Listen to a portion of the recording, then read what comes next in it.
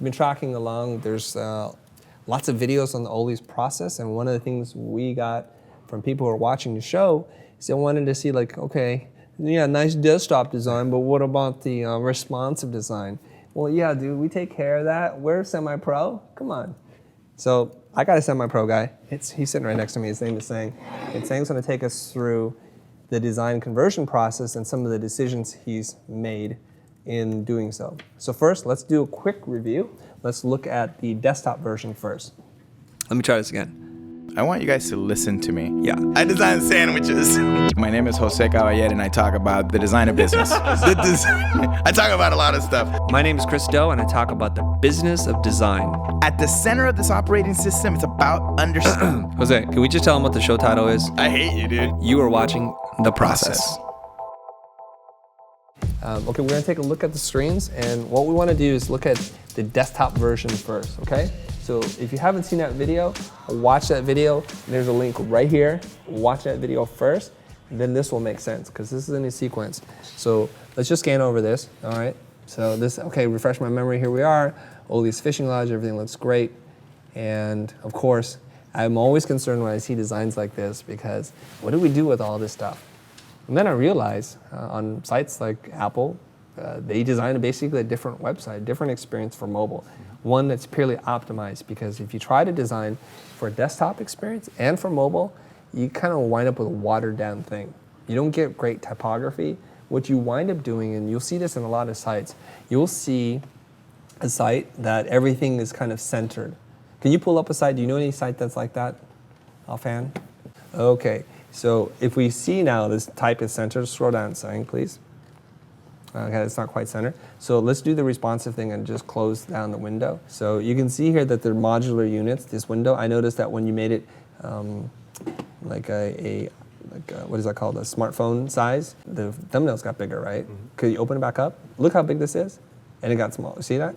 It changes size. Or maybe that's a different one. Let's scroll up where that image is. Well, it's the same size. Never mind, my bad. Okay. So everything's centered, right? That's usually the mobile experience. And if you try to design for this, if we were to scale that out, let's go back to desktop size, please. It's still centered type. There's not a lot of asymmetrical typesetting going on. And being that we're designers, we like to use the whole page, and we want to make a more thoughtful composition. All right, let's close this. Let's get rid of this, please.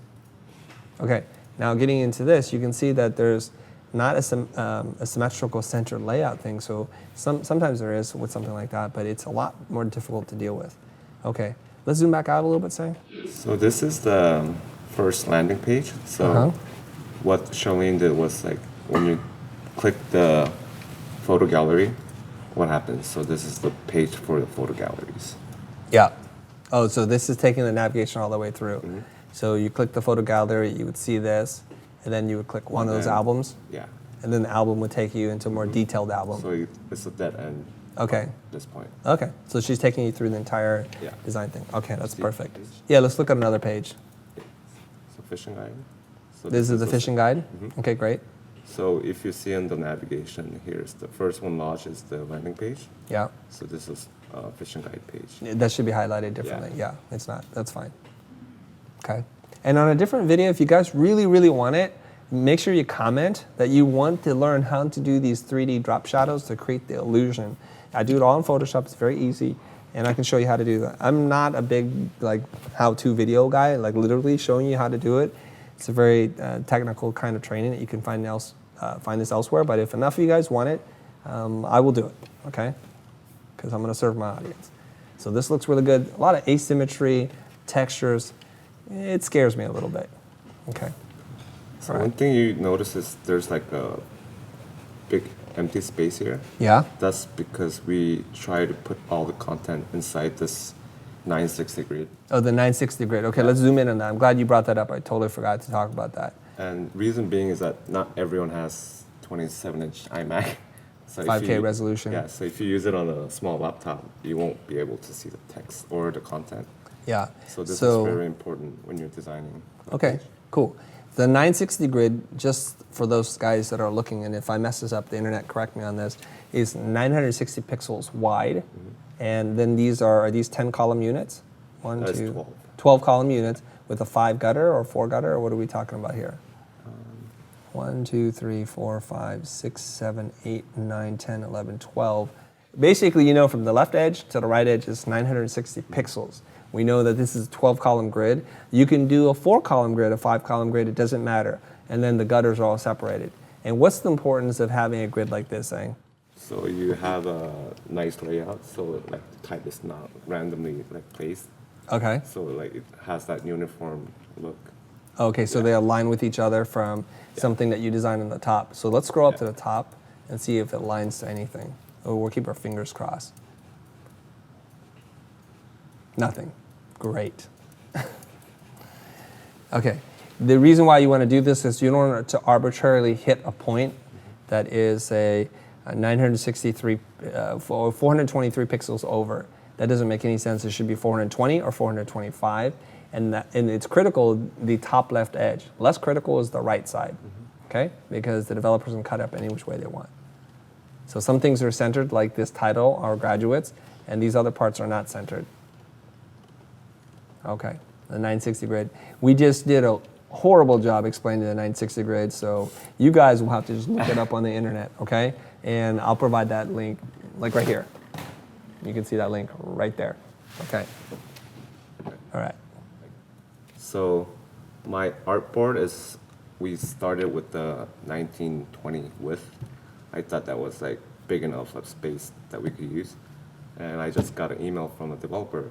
They want it Wider. Because what happens if you go bigger than that? Right, so if you expand the screen to be larger than 1920, this is an iMac. I don't know what generation this is, but it's a 5K screen.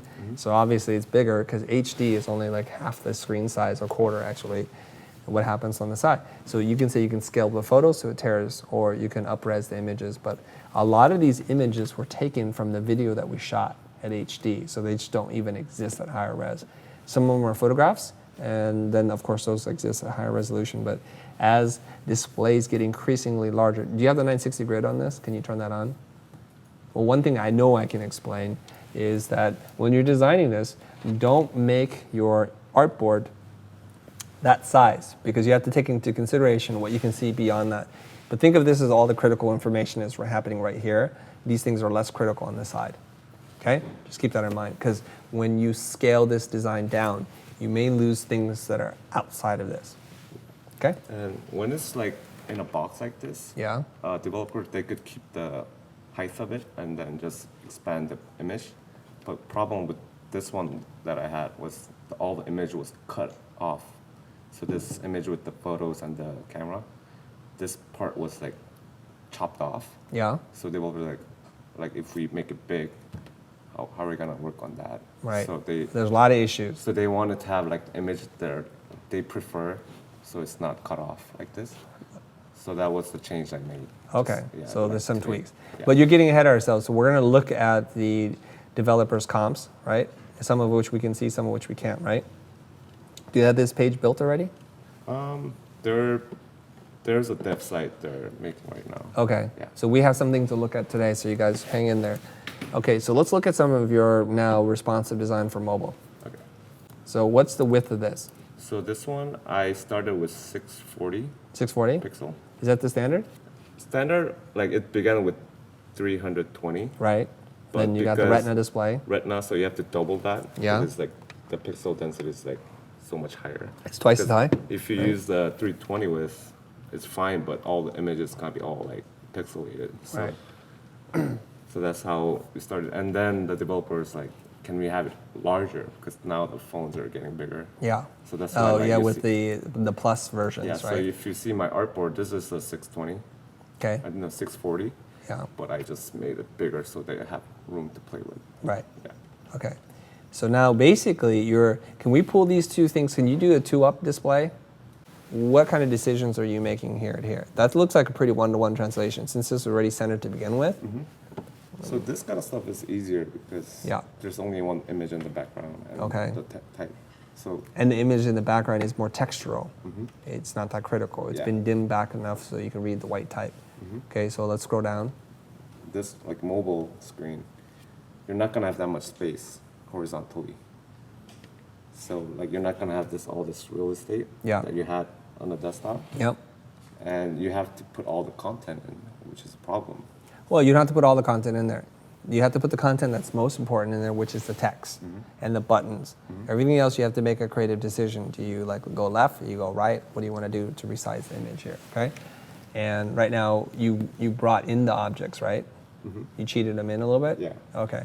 So that you get a sense of it. So this one I'm currently working on it right now. Yeah. So what I may do is put this on the bottom, so you see more of the detail because you're only seeing the. Yeah, that's not enough. Yeah. So and it's not gonna be the same experience. So what you could do is put the whole image on the bottom part, and I think. That could work. Yeah. This is going to work better if you just have the clean texture and not too much stuff overlapping. Because it's too busy, and seeing a little sliver like that is not really helping anybody, right? Okay. So then these other ones were pretty much straightforward. Yeah. So that was a tricky one right there. So this is on the right side, so I managed to move it. Okay, so you got rid of this photo. You're not going to be able to see that. Yeah. And why did you choose to get rid of this photo instead of that photo, the textural background? I feel like this having nice texture with this paper felt better than having that. Okay. Yeah, you have to decide, but you can't have everything on it. Mobile is like different. I think it's completely different design. Yeah. Is this centered right now? I'm at an angle. It looks like there's more space on this side than there is that side. But I'm at an angle. Assuming that it's centered, right? Does it look right to you? I'm talking about this thing, team building. So here, I'm going to give you guys one tip. Since he's already set up the artboard like this, if you need to center something, don't eyeball it, don't use the grid, just use the alignment tool. Is that how you did that? Let me show you something. So let's work on this. Move this over. Where's all our tools? Here it is. Okay. So if you click on this right here, this one? This one. Is it that one? Yeah. Align to artboard, right? So it's saying already did that. Then you click that, and it should already line it up. So you don't have to think about it. The center layouts, Andrew, nice of you to show up today. It's just to do in center, okay? Looking great, Sang. Looking great. Great job. Well, wait for your turn, Andrew. Wait for your turn. Wait, hold on. I'm going to give you a little bit more of a nuanced explanation as why Sang chose this besides it looks better. Legibility. If you put this photo behind this, it makes it hard to read because this is a very complicated photo. It's got a lot of contrast, it's got a lot of values, and so it's going to be really hard. You want more textural things. The optimal background is nothing, just like a white background or a gray background, but that's really boring. And this looks really good, but it's very illegible. So we're trying to find that balance. And so the creative person, the designer, in this case you have to make some decisions about, I want something that's interesting to look at, but something that's not going to hurt the legibility of the words themselves. Does that make sense? And that's why you're doing that. Okay. I think I have an example of that you just. Okay. So pull up one more. So this And is we'll the look at- job opportunity page, and Charlene did a great job with this texture and this paper. And for mobile, I was trying to make this on a mobile, and it was getting a little difficult and hard to read because it's so small. So my decision was to just make it simplified. Simplify it. Yeah, because it's a job opportunity page. I don't think it has to be that fancy. And Well, it's I not think- that it has to be fancy. This one is almost like the meat and potatoes, the nuts and bolts. And you got to just make it legible. People need to be able to do this quickly. We want people to apply for the job. And if we make it complicated because the graphics are messing up the legibility or it's making it really a super long page, this is not a sizzle. If we're talking about steak and sizzle, this is steak and not a lot of sizzle. Some areas are more sizzle than steak and some are just right in the middle. You guys know what I mean when I say sizzle and steak? It's something that we refer to. It's the meaty part, it's the content, that's the steak. The sizzle is the sexiness, the topography, the graphics, and the photography, and all the treatments that you're gonna do to it. So on a kind of a meat and potatoes, nuts and bolts one, we want steak. And so Sang decided, he elected to say, strip all that out because I just wanted it to be easier for people to apply for a job. And we know that more than half the traffic these days is coming from mobile, so we have to really think about mobile, okay? One of these days, we're going to design the mobile experience first. But we have to basically distill the design down and think about it so it feels like a complete experience that's not compromised. All right, I think that was a good example there. Okay, I'm thinking now we should just jump into any other things you want to highlight? Yeah, one more? Yeah. All right, yeah, I feel like let's do you got that look like I want to show you one more thing. So this is when user log into the site. Yeah, Like a page. It's a custom user page, Yeah. right? User profile page. So we have this like social media like page. So this is just a subtle change. Oh, it pretty much captures the experience. Yeah. What changes did you have to make? I need to see it side by side. It's very hard for me to talk about it without seeing them back side by side. Remember, close it down again. So you had to move this dietary considerations down, move the button down to kind of optimize the column width, right? And then have the photos. I think this page photo is quite nice. Yes. Like, you see like your photo from the trip. Right, So I didn't get rid of that. right. And so when you open up on your phone, you see your information Yep. in the photo. I think that's the size of the phone. So And you got rid of the white paper tear. You don't need it. Simplify the background. yeah. You put up the photo, so you're greeted by that. That's nice. Okay, review my trips, etc. Okay, good. And then plan your trip. Okay, let's look at this one. So plan your trip got bigger. This is one of those, right? Where when you scale down to mobile, it uses the larger resolution image, and you could totally do that. Okay. Legibility is very critical, and the ability to do things and navigate via your fingers is important. Okay. Cool. That naturally lends itself because it's using that kind of 1 pixel grid unit. Not 1 pixel, but 1 column grid. Okay. Good. All right. Now what we're all waiting for is we want to see what's come back from the developer. You just got an email from the developer, and you're bringing it up, and I need to review this with you here, okay? So they set up a staging site somewhere for us to look at it, and so we can poke around. So let's pan through it, like scroll down real quick, and so I can see. Got a little parallax action there. Okay, keep going. And a little animation. I think that Timing speed is a little off. It's too fast. But I'm glad they actually put it on so we could tell them Okay. like the timing and stuff. All right. Yeah, I think it needs to come up smoother and just ease into place as it's fading up. So the fade up speed and the motion is too fast, right? Here comes something soon. Yeah. So the scroll point down on the page, it triggers an animation, right? When you hit a certain point, it comes up. All right, keep going. And one thing that our developer asked is like, do you guys want this image to be back and To be something we swap out. Now, in a shop much bigger than ours, the developers would be in-house. Ours is not in-house, obviously. Otherwise, I'd have the developer sitting here talking to us. And perhaps in the future, we can have a conversation with them. But right now, these are things that as the developers working in conjunction with your team in an agile way, they would raise questions like, do you want that something that you can change on the back end or not? Is that a fixed image? And here are the implications. Like every decision you make adds X hours of development, et cetera, okay? And I don't think we need to update that. I don't think this is a site that we're going to be sitting here updating all these images, okay? And I want to get the site built. Okay. They had a question with this site.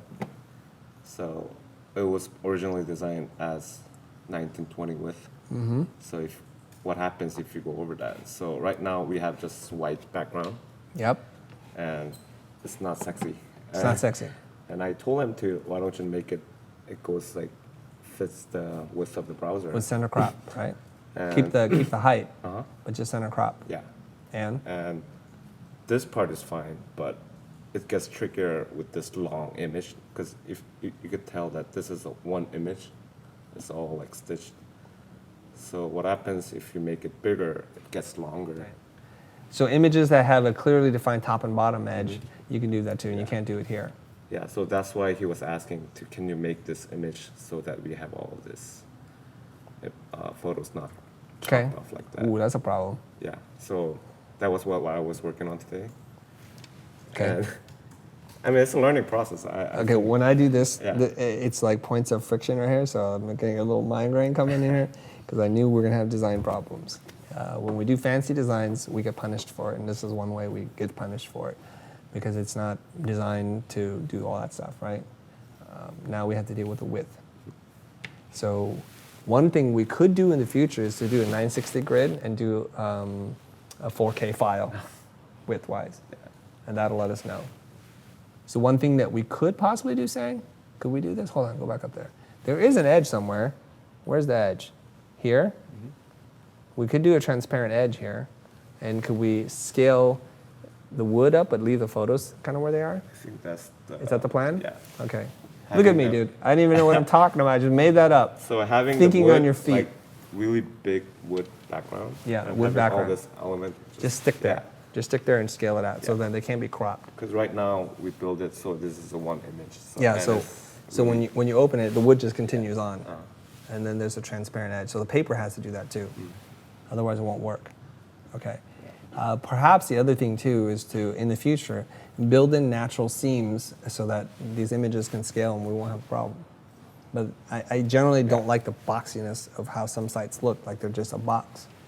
Okay? It looks nice, but it looks templated, I think. It does look templated. Well, I just think it looks really rigid. So do these arrows work yet? So right Carousel? now, like, it just skips. Okay. So Right. I think what they're gonna do is on the back end, we're gonna have we could add pages. So Yeah, that's what this is. There's 3 pages. They're just using the same art. yeah. So if you upload different art, it'll do it. It's just that it works. This is pretty straightforward stuff. It's a carousel and however many slides you have, right? The only thing we'll spec with them is that it's an autoplay. Can you pause it? Those kinds of things. Okay, great. Overall, as a first pass, thinking that this holds a lot of promise. Sometimes you get the first pass from the developer and it looks nothing like it. So what developers promise is pixel perfect alignment with Photoshop files, right? And you want to get that, or you want to achieve that. But I also know that it's one thing to design in a static format and another to do it in a dynamic format, and that I'm flexible. And I always try and think that through. Yeah. So I was gonna show you how the mobile Oh, okay. So you're gonna collapse it down to mobile? Yeah. Okay. So go ahead and collapse it down. So where's a breakpoint? Did it already do it? So one thing you notice This is is wait, hold on. This is for the iPad? yeah, Tablet? yeah. This is a tablet size? Okay. And then So one thing you notice is like our nav is gone and you see this hamburger menu. okay. Yeah. It has a little animation there, I like that. It like blinks your eye. Okay. Yeah. So that's the indication of the breakpoint. Okay. You see that. Right there. Yep. So this is the problem. So that's why they ask us to can you provide us with Okay. a bigger background. Problem highlighted right there, guys. Okay. All right. Some typography issues here. So you said it's not perfect. Okay. So are you doing bug reporting? Yeah. So Okay. How are you doing that on Trello? we're doing with our developers in-house, like there's like a communication website that they use. And Can you show it to me? Oh, this is their system? Okay. so I usually talk to them daily. Yep. And I think it's good to have this communication because designer and developer, I think they're working a different brain. And usually what I think they'll do it differently. Yeah. So it's always better to just always communicate, ask. And they're the pro on making websites. Yeah. So let's talk about a couple of things. In terms of project management, you need to have a platform that both the developer and the designers use. In this case, it's some system that they're using that I don't know anything about. A lot of times we'll set up either a Trello board or a Basecamp project file, and we like to work in whatever format the developers are most comfortable in. It's easier for us to adapt to it because their team is doing the heavy lifting at this point. There's no reason to make them conform to something that we're using, and then there's a learning curve. And what we want is transparency on the project. We want to see what's going on, and for there to be an easy way for us to track whatever issues are going on. So if there's a bug report, Sang could write it, and then he needs to be responsive to questions that come up. Now, let's do the real quick recap. If you want to work with anybody with a degree of respect, to get the most out of them, don't prescribe to them solutions. Ask questions, probe around, how would you do this? Because they may know of technologies and techniques that were really beyond what it is that you can think of, okay? So utilize their brain power, utilize their talent, and just ask them questions. You don't need to be the guy who pretends to know everything, because you don't. And if you do, you need to hire smarter people, okay? And let's get into this here. So some lessons that we learned on the design translation to the mobile and the desktop experience is that we talked about the 960 grid. We did a horrible job of explaining it, but you guys will figure it out. We also have to think beyond the width of the grid, especially screen resolutions are getting bigger and bigger. So what we thought was safe was HD, which is pretty safe. Isn't safe enough anymore. It needs to be 4K or even 5K, the width, so that you consider the background. Some things that have hard edges on the top and bottom are easy to scale within that. So the vertical part stays the same, and we just scale up the image. But when we get into these kind of more organic designs where you don't see the hard defined edge, such as here, you scroll down and it's one giant image, or it could be images stacked together, but there is no seam. You can't really see the seam. That creates a problem because we can't scale it anymore. So we have to come up with a solution for that. And when you're making the design for mobile, legibility and usability have to be paramount. Those are top of your priorities. If you're making other kinds of things your priority, like the way it looks or feels, you're making the wrong decisions. You're going to have a lot of frustrated people using your site, and you don't want that. That's not good for your reputation. It's not good for your client's business. And it's a lose-lose situation. So the creative person has to decide between these 2 points of uniqueness, originality, personality, and brand, and usability and legibility. If you go too far to the left side, it's boring and it's like every other site. If you go too far to the right, nobody can figure it out. You're going to get a lot of frustrated people. So finding that balance. And it's not going to always be the same answer. What else we got? And about the mobile experience. Yeah. This is how I do it.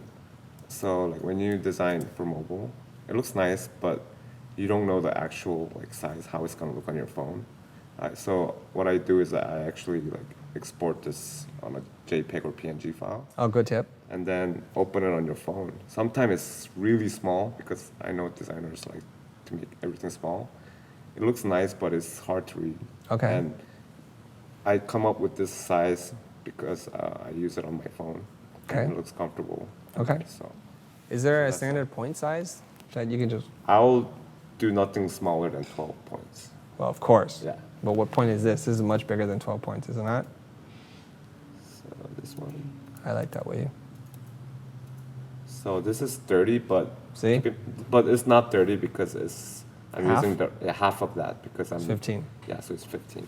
Okay. So it's 150 DPI on your screen on your mobile, Yeah. and it's 72 DPI on the screen on the desktop. So that's why. So he's saying nothing smaller than 12, and you double that resolution for the desktop. So those sayings, hot tip of the moment, which is open up your JPEGs on your phone before you get too far along with the design, lock everything in, just to check legibility. So you're opening it up in what program? Like Photo Album, or what are you doing? I just use it on Dropbox? or just photo. I just email it to myself. Okay, yeah, you just use this photo, I mean, it and could then be fancy, but and you click it. And yeah. Okay, so here it is. Let's just go super low end.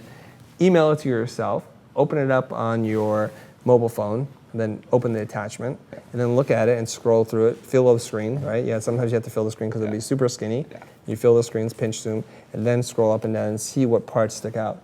So I like that he's looking at his design on the intended format or the platform just to be sure. And it's going to pick up some things. As many of these mobile experiences that you've designed, there's always a few things that I'm sure that come up when you actually mock it up on the right device. I think that's it. Before we sign off, Sang, you're going to say some awesome, fancy Korean and send us off. So speak to the camera, Sang. Say hello, goodbye, whatever, say it in Korean. Say it to Korean. Annyeong. Annyeong, dude, I can say annyeong. Is that all you got, dude? Come I on. don't speak Korean. Shut the front door. You lying. Come on. Okay, fine. All right. Well, I hope you guys enjoyed this thoroughly confusing episode. We will see you next time when the developers make more progress. So stay tuned for that. Take it easy, guys.